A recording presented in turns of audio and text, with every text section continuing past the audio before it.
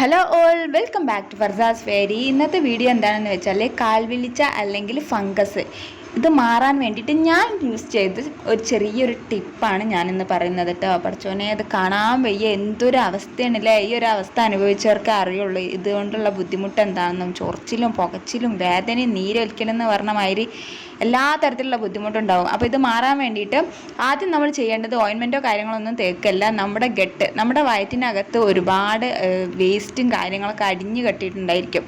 അത് നമ്മളറിയില്ല. ഈ കോൺസ്റ്റിപ്പേഷൻ്റെ പ്രശ്നമുള്ളവർക്കാണ് ഈ ഒരു പ്രോബ്ലം അധികം ഉണ്ടാവുക.